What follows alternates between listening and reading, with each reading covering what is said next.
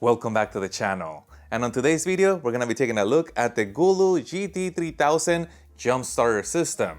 I'm going to test it out by jump starting a vehicle, and I'm also going to show you the features of it. As always, I'd like to remind you that I place a link in the description down below to this unit in case you want to get one for yourself. But with that being said, let's jump start a car.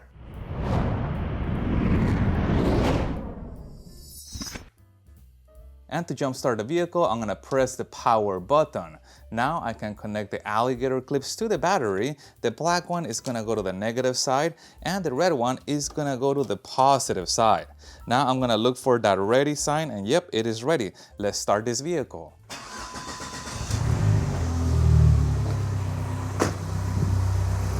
And if the battery is extremely drained or low, we can always use that boost button, holding it down a few times and then waiting for that ready sign to come up. Now we can jump start the vehicle.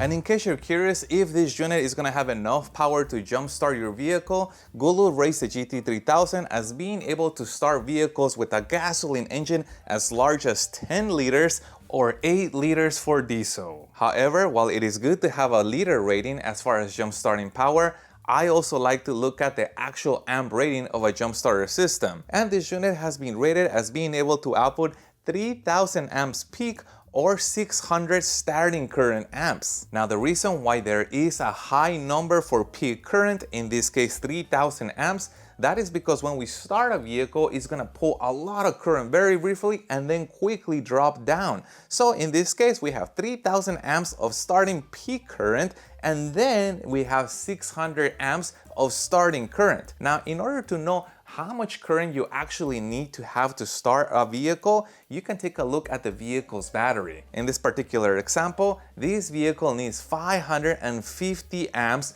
of starting current. So as you can see, because we only need 550 amps of starting current and we're able to deliver 3000 peak amps with this jump starter, we should have no problem starting this vehicle. But also notice that the number I'm looking for on the battery is the CCA number, which stands for cold cranking amps, which is gonna be what is the minimum amount of power I need in the worst case scenario to be able to jumpstart my vehicle. But now let's take a look at the rest of the features of this unit. The very first one being capacity. How much battery power do we actually have inside of this jump starter in case you wanted to jumpstart your vehicle multiple times, which you will be able to do because this has a capacity of 84 watt hours. Now, how much is 84 watt hours? Well, for reference, I have a little portable power bank right here, and this is rated as having 12 watt hours. So in here, because we have 84 watt hours, carrying one of these guys is equivalent to carrying about 7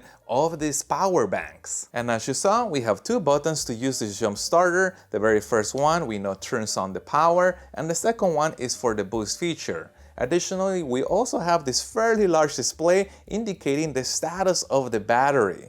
Additionally, if I press and hold the power button down, we get a flashlight which is rated at 400 lumens of brightness. Pressing that button one more time turns the flashlight into SOS mode or rescue me mode.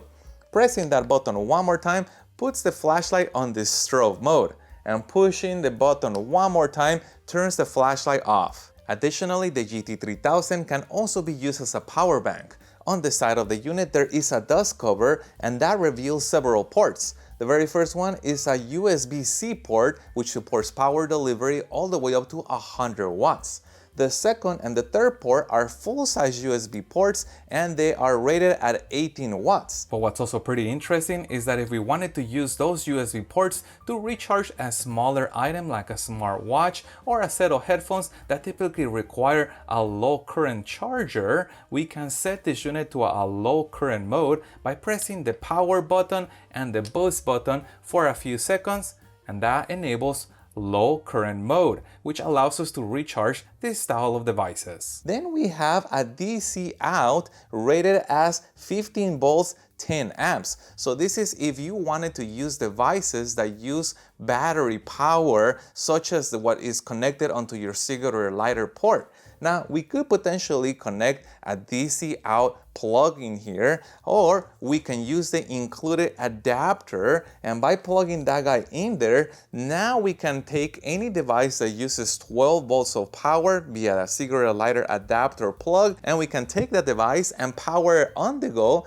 just like if it was plugged in into the cigarette lighter port of our car. And finally, the last connector is for the jump starting cables. Well, let's take a closer look at the jump starting cables. We know that they're roughly about 1 foot in length, and the connector on the end that goes to the jump starter system is keyed, which means it can only go in one direction when plugging it into the unit, and that is for safety and also to make it easier to use. But now let's take a closer look at the rest of the accessories that are included with this unit. First off, we get a full-size USB to USB-C cable, which can be used if we were looking to use this as a power bank to power any device of our choice, or we can also use it to recharge the jump starter using that USB-C port on the side. We also get a USB-C to USB-C cable, which again can be used with the GT3000 in case we wanted to use it as a power bank, but we can also use this cable to recharge the GT3000. And talking about recharging,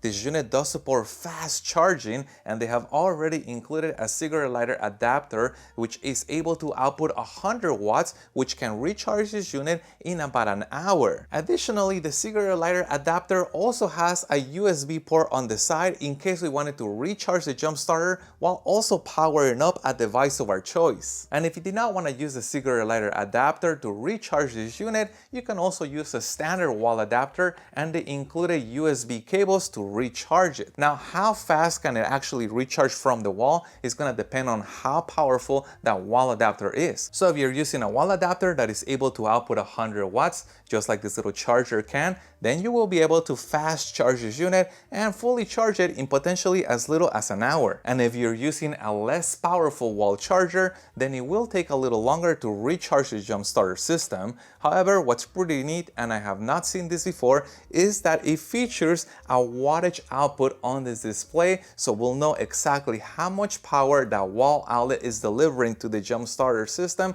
giving us an idea of how long to expect for this to be fully recharged. They have also included a user manual in English and in full color. However, if we were to lose this manual, they have also included those instructions on the back of the unit. And finally, they've given us a simple carry bag to protect this unit, but also in case we wanted to toss it on the back of our trunk. So remember, I put a link in the description down below to this unit in case you want to get one for yourself. And if you guys have any other questions regarding this, please put that in the comments. Also, if you found any part of this video helpful, hit that like button to support the channel and stay tuned as I have a lot more cool car product reviews coming out for you guys. Thank you guys for watching, and as always, I'll see you on the next one.